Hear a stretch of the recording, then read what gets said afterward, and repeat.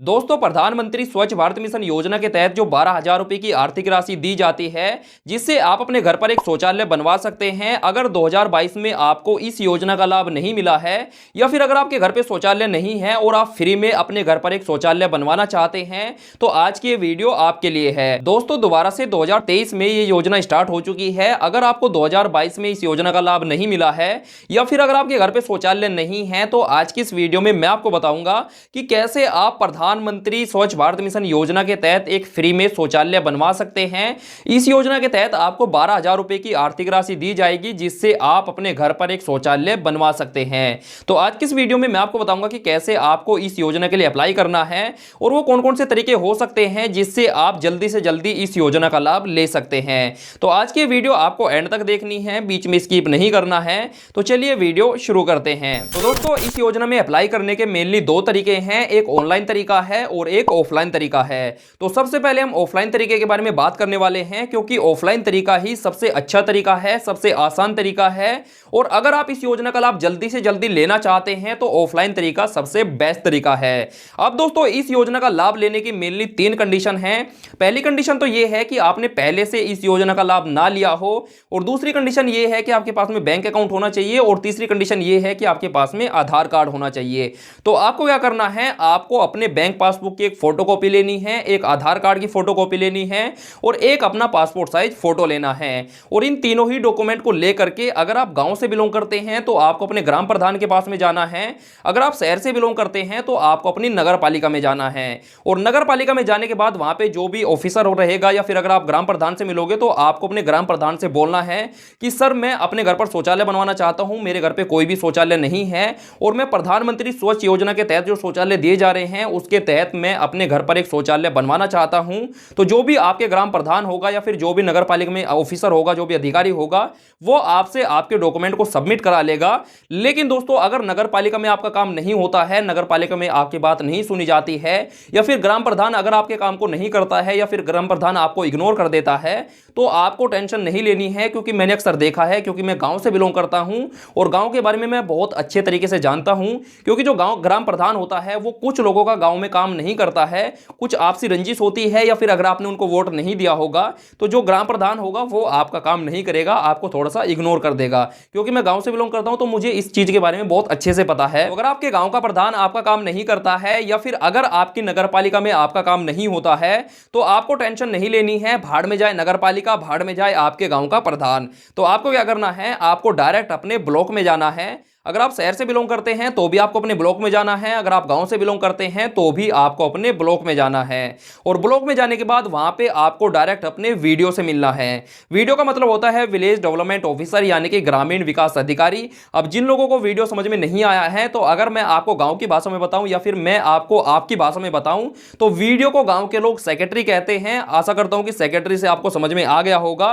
तो आपको क्या करना है, आपको अपने ब्लॉक में जाना है, और ब्लॉक में जाने के बाद आपको अपने सेक्रेटरी से मिलना है। ब्लॉक में जाने के बाद अगर आप किसी से भी पूछोगे कि भाई मुझे अपने सेक्रेटरी से मिलना है, तो कोई भी आपको बता देगा कि आपका जो सेक्रेटरी है वो आपको कहां पे मिलेगा। तो आपको अपने सेक्रेटरी से मिलना है। उसके बाद उनको आपको बोलना है कि सर, मैं एक शौचालय बनवाना चाहता हूं, मेरे घर पे कोई भी शौचालय नहीं है और मैं प्रधानमंत्री स्वच्छ भारत मिशन योजना के तहत जो शौचालय दिए जा रहे हैं उसके तहत अपने घर पर एक शौचालय बनवाना चाहता हूं। तो आपका जो सेक्रेटरी होगा वो आपसे आपके डॉक्यूमेंट लेगा, जैसे कि आपका पासपोर्ट साइज फोटो, आपके बैंक पासबुक की फोटोकॉपी और आपका आधार कार्ड। तो इन तीनों ही डॉक्यूमेंट को आपको अपने सेक्रेटरी के पास में सबमिट कर देना है। लेकिन दोस्तों, सबमिट करने से पहले आपको एक बात का ध्यान रखना है कि आपको जो बैंक पासबुक की फोटोकॉपी है, या फिर आपके पास में जो भी आधार कार्ड की फोटोकॉपी है, उस पे आपको अपना मोबाइल नंबर जरूर लिख देना है। क्योंकि अगर आपके सेक्रेटरी को आपके बारे में कोई भी जानकारी लेनी होगी तो वो आपको डायरेक्ट कॉल कर लेंगे। तो इस बात का आपको ध्यान रखना है। तो डॉक्यूमेंट सबमिट करने के बाद आपको अपने घर पे आ जाना है। अब यहां पे आपका काम खत्म हो जाता है। अब जैसे ही आप अपने डॉक्यूमेंट को सबमिट करोगे, तो सबमिट करने के 1 से 1.5 महीने के बाद आपके अकाउंट में जो 6,000 रुपए की पहली किस्त है वो आपके अकाउंट में ट्रांसफर कर दी जाएगी। तो आपको क्या करना है, आपको बीच बीच में अपने अकाउंट को चेक करते रहना है। अब जैसे ही आपके अकाउंट में पहली किस्त आ जाती है, उनको आपको निकाल लेना है, और निकालने के बाद आपको अपने घर पे शौचालय का काम स्टार्ट कर देना है। और उन 6,000 रुपए के अंदर अंदर आपको अपने शौचालय को तैयार करना है, यानी कि कंप्लीट करना है। अब आप कहोगे कि भाई 6,000 रुपए में शौचालय कैसे बनेगा, तो स्टार्टिंग में आपको अपने जेब से भी कुछ पैसा लगाना होगा। 6,000 रुपए आपको आपको सरकार की तरफ से मिलेंगे और बाकी का जो पैसा है वो आपको स्टार्टिंग में अपने जेब से लगाना पड़ेगा। तो आपको क्या करना है, आपको अपने 6,000 रुपए निकाल करके अपना जो शौचालय है उसको तैयार कर लेना है। अब जैसे आप उसको तैयार करोगे तो आपके ब्लॉक की तरफ से, आपके सेक्रेटरी की तरफ से एक अधिकारी को आपके घर पे भेजा जाएगा। उसके बाद आपने जो शौचालय बनाया है उसको वेरीफाई किया जाएगा। अब जैसे ही आपका शौचालय वेरीफाई हो जाता है, जैसे ही आपके शौचालय को अप्रूवल मिल जाता है, तो 20 से 25 दिनों के अंदर, यानी वेरीफाई होने के 20 से 25 दिनों के अंदर आपकी जो दूसरी किस्त है, यानी 6,000 रुपए की जो दूसरी किस्त है वो आपके अकाउंट में भेज दी जाएगी। तो दोस्तों, ये एक प्रोसेस है ऑफलाइन तरीके से इस योजना का लाभ लेने का, यानी कि प्रधानमंत्री स्वच्छ भारत मिशन योजना के तहत फ्री में एक शौचालय बनवाने का। इस तरीके से ऑफलाइन तरीके की मदद से आप बहुत ही आसान तरीके से इस योजना का लाभ ले सकते हैं और ऑफलाइन तरीका ही सबसे अच्छा तरीका है। अगर आप बहुत जल्दी और बहुत ही आसान तरीके से इस योजना का लाभ लेना चाहते हैं तो ऑफलाइन तरीका आपके लिए सबसे बेस्ट तरीका है। अब दोस्तों, जो लोग प्रधान के चक्कर नहीं काटना चाहते हैं या फिर अपने ब्लॉक में चक्कर नहीं लगाना चाहते हैं तो उन लोगों के लिए एक ऑनलाइन तरीका है।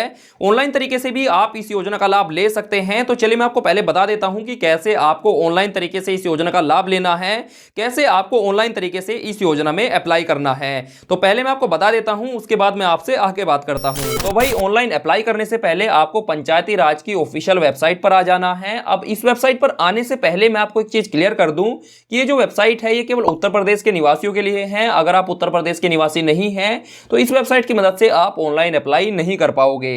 तो अगर आप उत्तर प्रदेश के निवासी नहीं हैं तो आपको जो मैंने पहला तरीका बताया है, यानी कि जो ऑफलाइन तरीका बताया है, उस तरीके से ही आपको इस योजना के लिए अप्लाई करना है। लेकिन अगर आप उत्तर प्रदेश के निवासी हैं तो आपको इस वेबसाइट पर आ जाना है। इसका लिंक मैं आपको वीडियो के डिस्क्रिप्शन में दे दूंगा, उस पर क्लिक करके आप इस वेबसाइट पर आ सकते हैं। अब वेबसाइट पर आने के बाद आपको थोड़ा सा नीचे आना है और नीचे आने के बाद यहां पे आपको एक ऑप्शन मिलेगा, व्यक्तिगत शौचालय के लिए मांग हेतु आवेदन। इस पे आपको क्लिक कर देना है। अब जैसे आप इस पे क्लिक करोगे तो आपके सामने एक फॉर्म आ जाएगा। इस फॉर्म को आपको फिल करना होगा।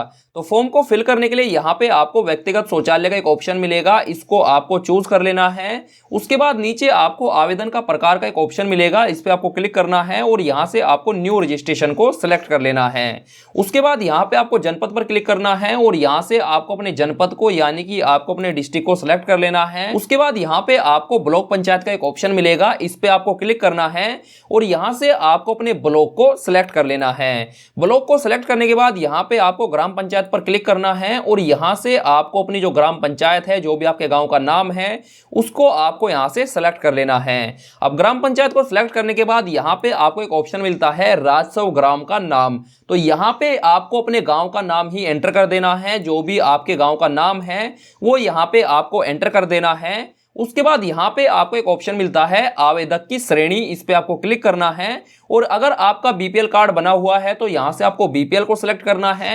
अगर आपका एपीएल कार्ड बना हुआ है तो यहां से आपको एपीएल को सिलेक्ट कर लेना है। उसके बाद यहां पे आपको आवेदक की उप श्रेणी पर क्लिक करना है और यहां से आपको अपनी कैटेगरी को सिलेक्ट कर लेना है। तो अगर आप एक एससी है तो यहां से आपको अनुसूचित जाति को सिलेक्ट करना है। अगर आप एक एसटी है तो यहां से आपको अनुसूचित जनजाति को सिलेक्ट करना है।